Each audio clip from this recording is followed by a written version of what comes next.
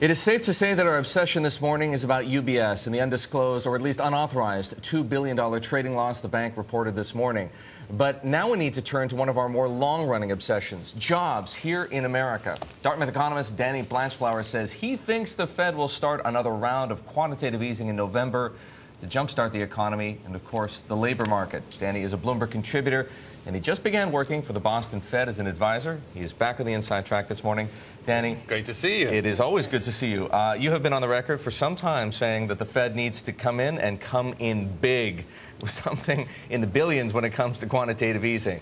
Well, I think it really is time to do QE. I'm not absolutely sure they'll go in November. There's a considerable chance they'll actually go in September.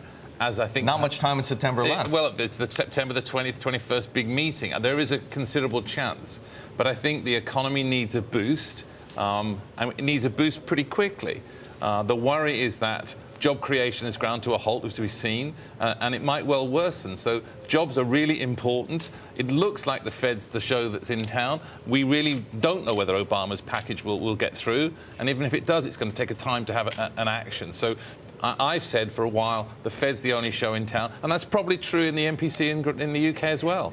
Danny, when we were just chatting here in the newsroom, you mentioned some labor statistics out of the UK where you said 70,000 people, right, new people unemployed, all of them young.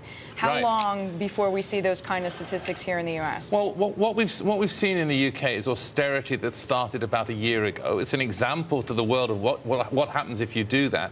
Yesterday, the unemployment numbers jumped, and as you said, the worrying thing, a 70,000 increase, of which all of it was youngsters 100%. 18 to 24-year-olds. And also what you saw, which is a really big worry, is half of those people had actually been there for at least a year. So the worry is that if unemployment hits the young, that's really bad, and it has scarring effects later. So this is a worry, and you need social unrest being just one of the first thoughts there. Well, the way that I've said it is, unemployed people in their 50s, they go home and watch the television. Unfortunately, unemployed people who are 20 go on the street, and that has social implications. We're seeing around Europe.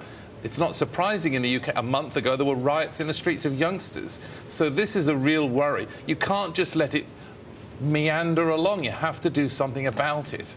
So that's the worry.